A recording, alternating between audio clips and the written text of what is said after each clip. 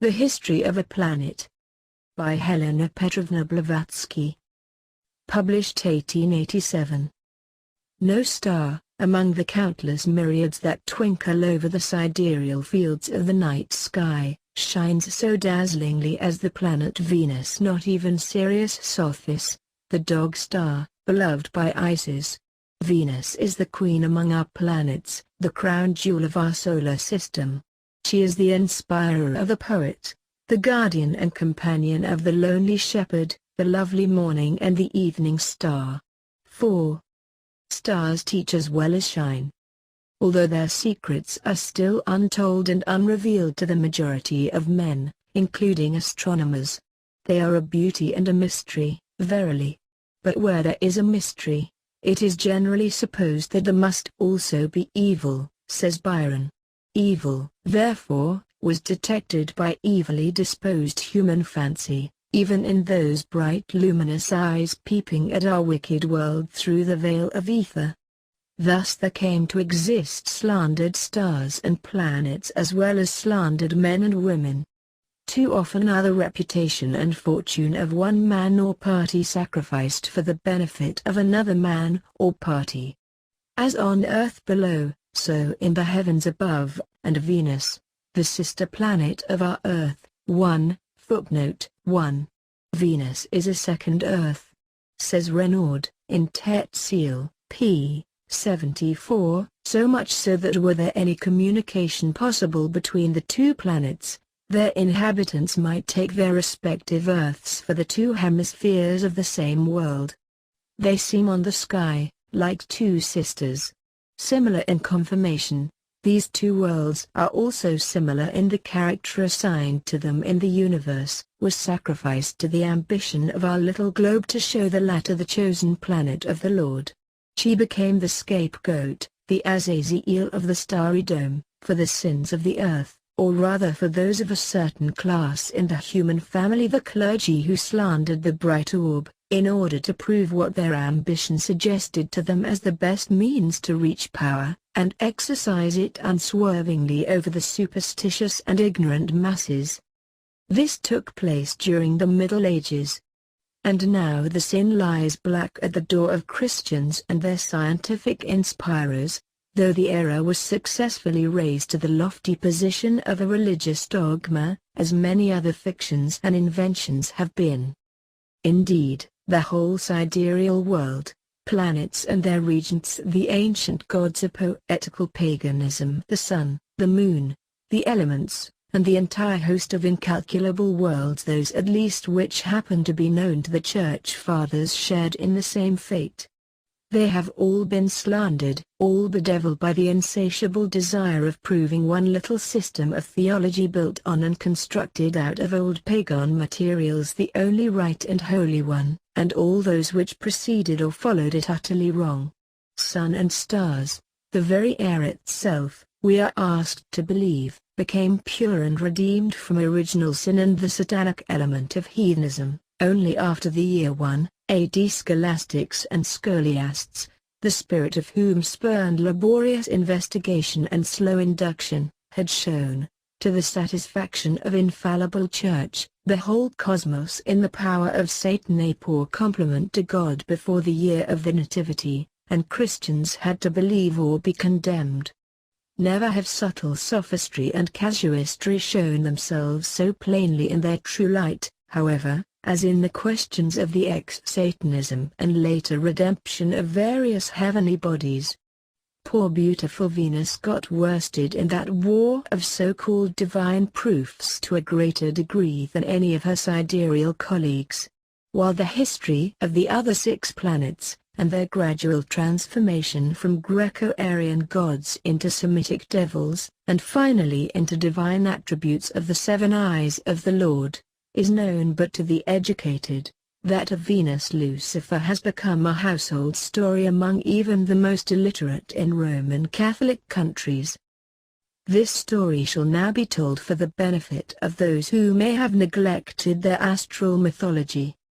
Venus, characterized by Pythagoras as the Sol Alter, a second sun, On account of her magnificent radiance equaled by none other, was the first to draw the attention of ancient theogonists. Before it began to be called Venus, it was known in pre-Hesiodic theogony as Osphorus, or Phosphorus, and Hesperos, the children of the dawn and twilight. In Hesiod, moreover, the planet is decomposed into two divine beings, two brothers: Osphorus, the Lucifer of the Latins, the morning, and Hesperos, the evening star.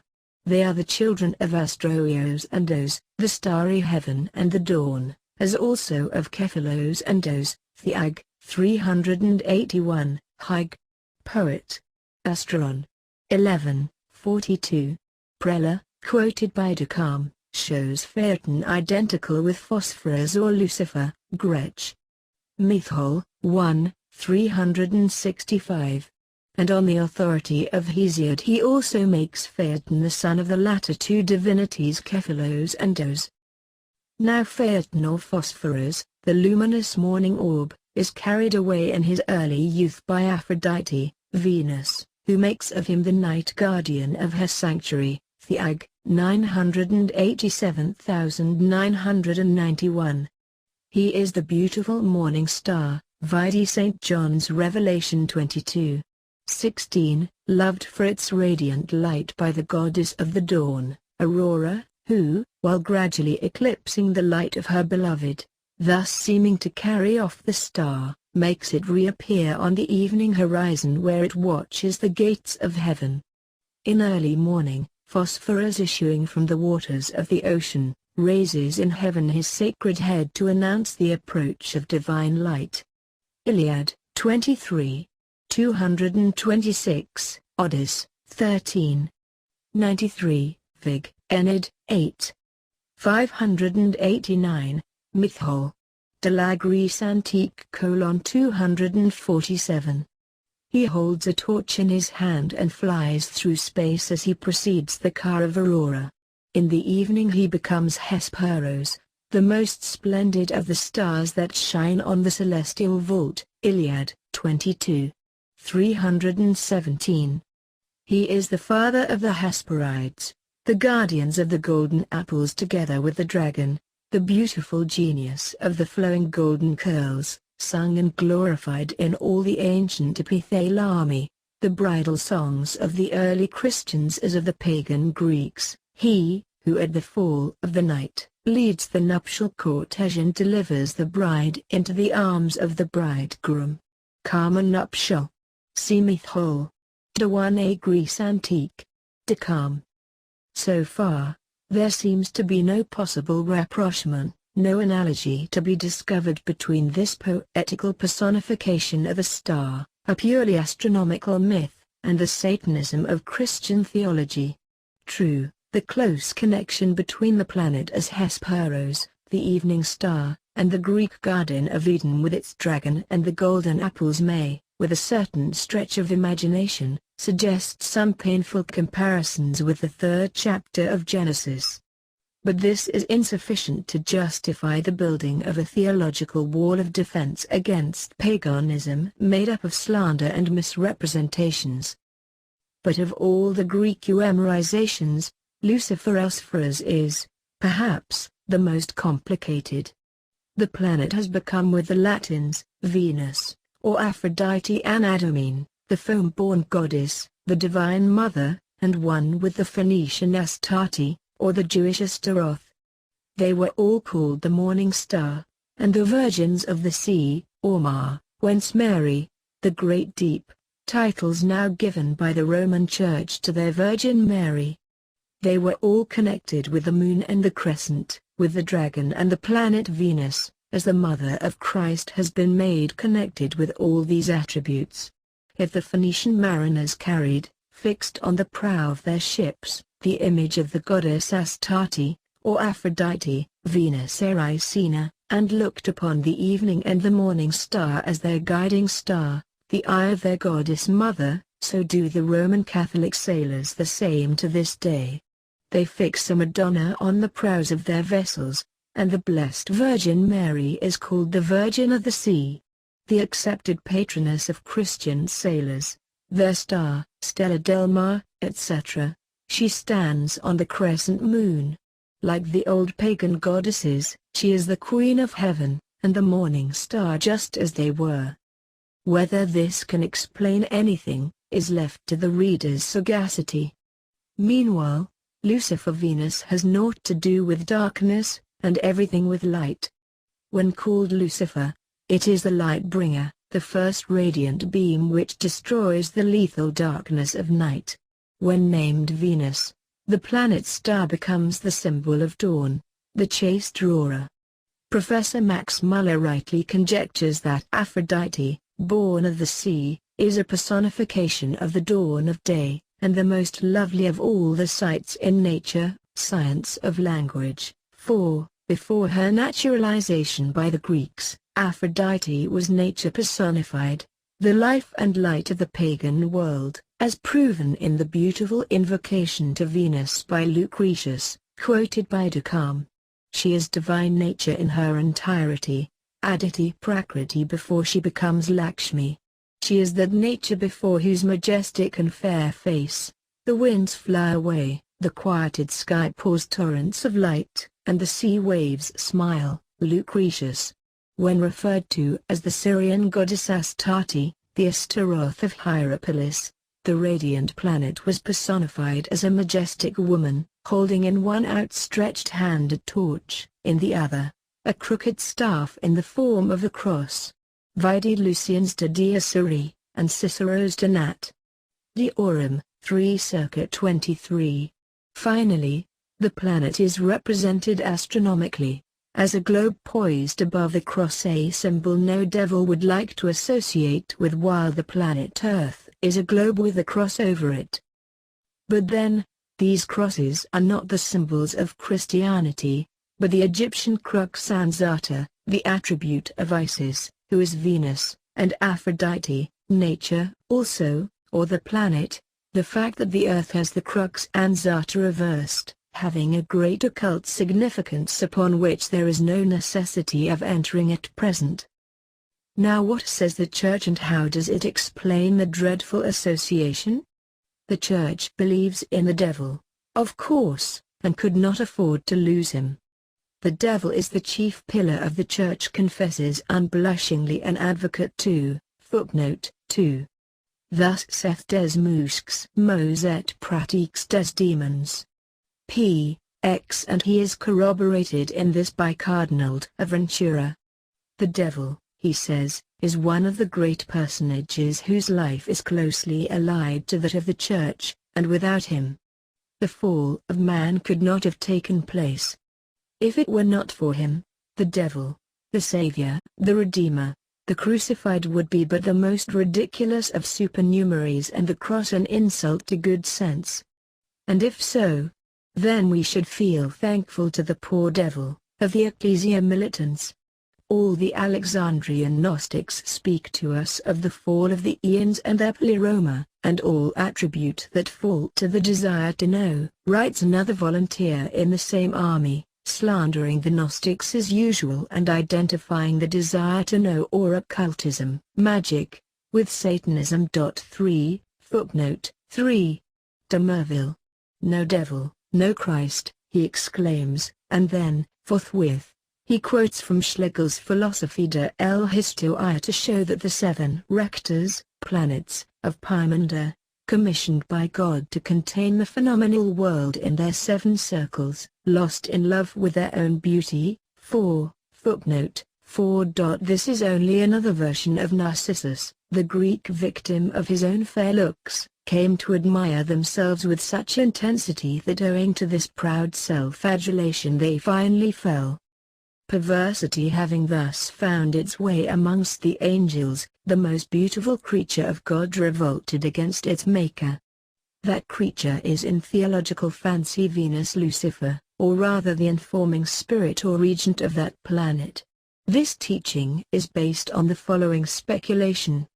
The 3 principal heroes of the great sidereal catastrophe mentioned in Revelation are, according to the testimony of the Church Fathers, the Verbum, Lucifer his usurper, see editorial, and the grand archangel who conquered him, and whose palaces, the houses astrology calls them, were in the Sun, Venus, Lucifer and Mercury. This is quite evident, since the position of these orbs in the solar system correspond in their hierarchical order to that of the heroes in chapter 12 of Revelation, their names and destinies, being closely connected in the theological, exoteric, system with these three great metaphysical names. De Merville's memoir to the Academy of France, on the wrapping spirits and the demons. The outcome of this was, that theological legend made of Venus Lucifer the sphere and domain of the fallen archangel, or Satan before his apostasy. Called upon to reconcile this statement with that other fact, that the metaphor of the morning star, is applied to both Jesus, and his Virgin Mother, and that the planet Venus Lucifer is included, moreover, among the stars of the 7 planetary spirits worshipped by the Roman Catholics. 5. Footnote 5. The famous temple dedicated to the 7 angels at Rome, and built by Michelangelo in 1561, is still there, now called the Church of Saint Mary of the Angels. In the old Roman missals printed in 1563, 1 or 2 of which may still be seen in Palazzo Barberini, one may find the religious service, officio, of the 7 angels, and their old and occult names.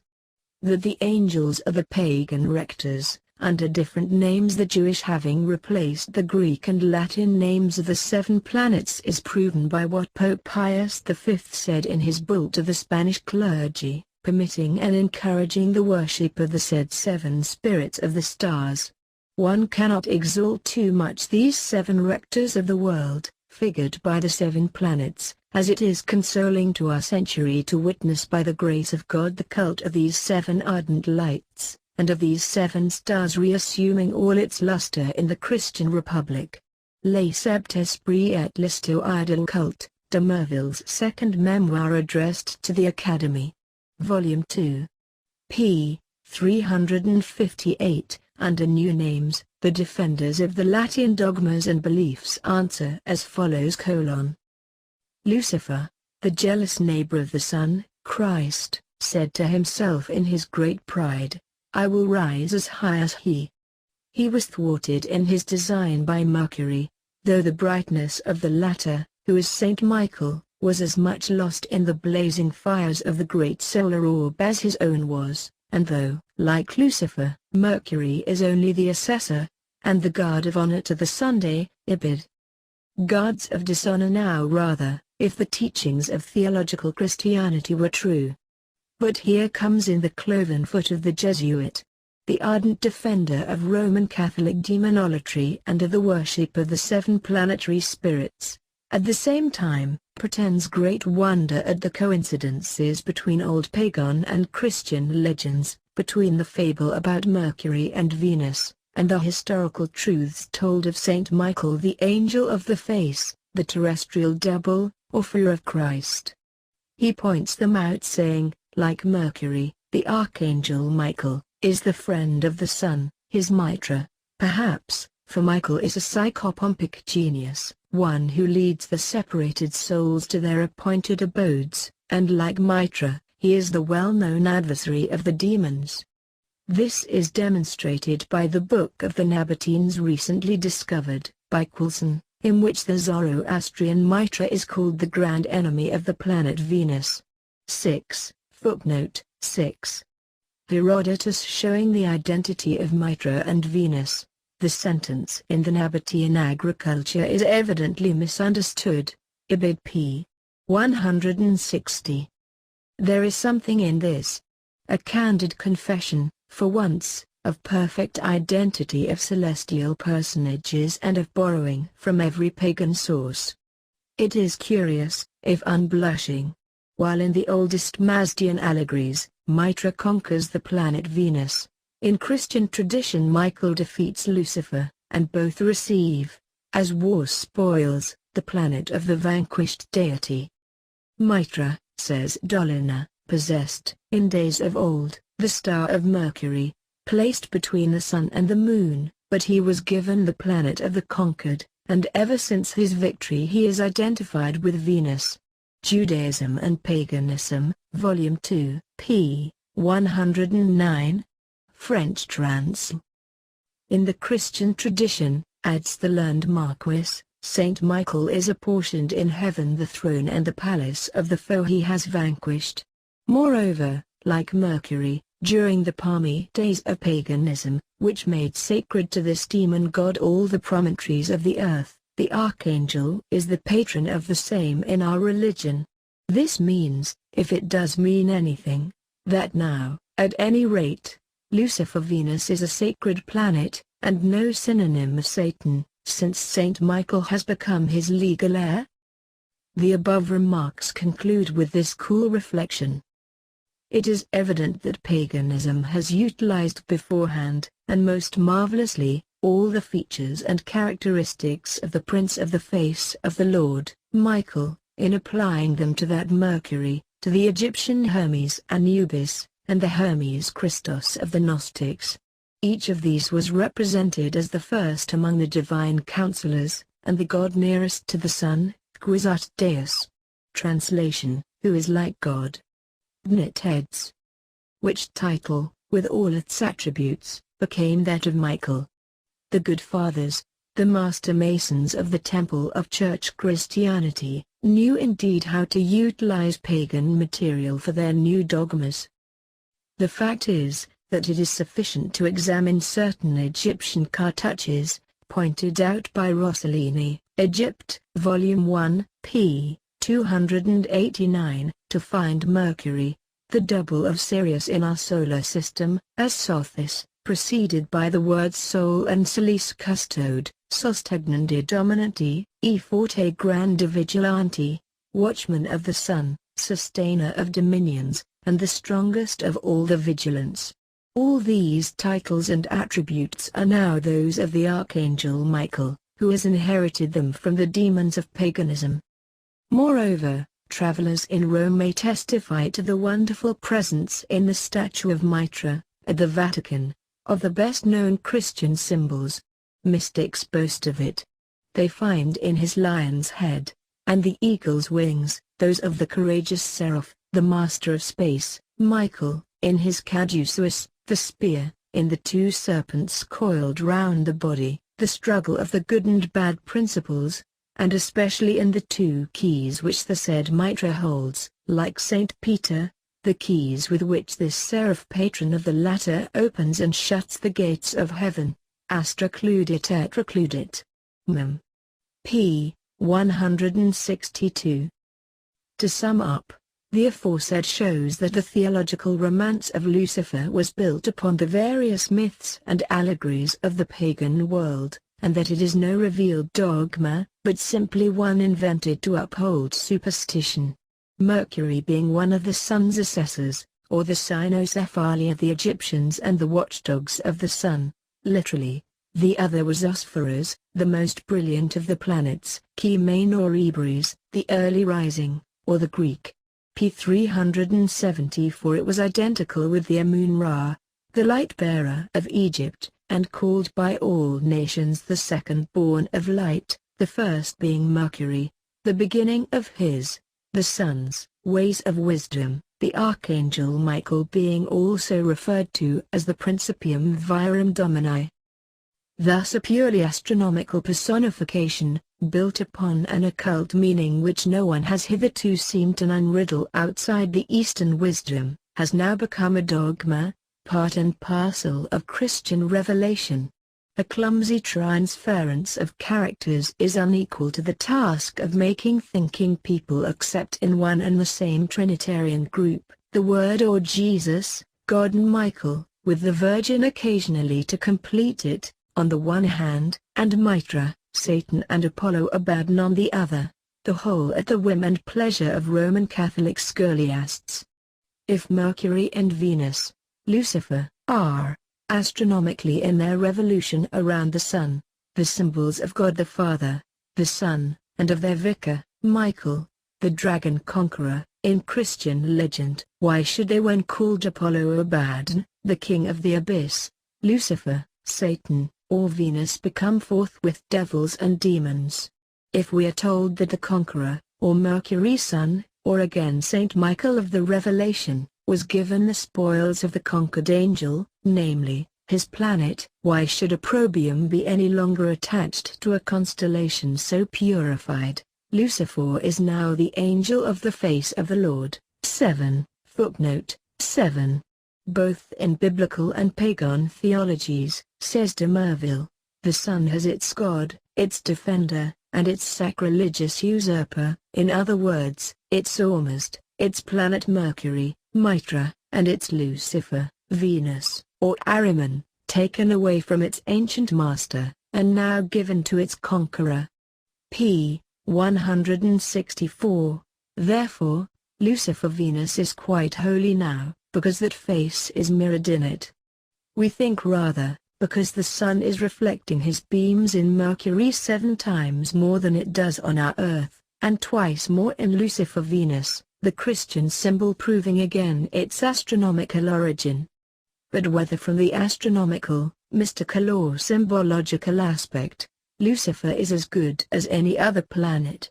To advance as a proof of its demoniacal character and identity with Satan, the configuration of Venus, which gives to the crescent of this planet the appearance of a cut-off horn, is rank nonsense. But to connect this with the horns of the mystic dragon in Revelation 1, of which was broken 8, footnote 8. In Revelation there is no horn broken, but it is simply said in chapter 13, 3, that John saw one of his heads, as it were, wounded to death. John knew not in his generation of a horned devil, as the two French demonologists, the Marquis de Merville and the Chevalier des Mouches, the champions of the Church militant, would have their readers believe in the second half of our present century is simply an insult to the public. Besides which, the devil had no horns before the 4th century of the Christian era. It is a purely patristic invention arising from their desire to connect the god Pan, and the pagan fauns and satyrs, with their satanic legend. The demons of heathendom were as hornless and as tailless as the archangel Michael himself in the imaginations of his worshippers. The horns were, in pagan symbolism, an emblem of divine power and creation, and of fertility in nature. Hence the ram's horns of Ammon, of Bacchus, and of Moses on ancient medals, and the cow's horns of Isis and Diana, etc., etc., and of the Lord God of the prophets of Israel himself. For Habakkuk gives the evidence that this symbolism was accepted by the chosen people as much as by the Gentiles. In chapter 3 that prophet speaks of the Holy One from Mount Paran, of the Lord God who comes from Teman, and whose brightness was as the light, and who had horns coming out of his hand. When one reads, moreover, the Hebrew text of Isaiah, and finds that no Lucifer is mentioned at all in chapter 14, v. 12, but simply P384 Hillel, a bright star, one can hardly refrain from wondering that educated people should be still ignorant enough at the close of our century to associate a radiant planet or anything else in nature for the matter of that with the devil. 9, footnote 9. The literal words used, and their translation, are, Ake nafel to mishe meim Hillel ben shakarneg dang to laretz kol shel gum, or, how art thou fallen from the heavens, Hillel, son of the morning, how art thou cast down unto the earth, thou who didst cast down the nations. Here the word, translated Lucifer, is P384 Hillel, and its meaning is shining brightly or gloriously.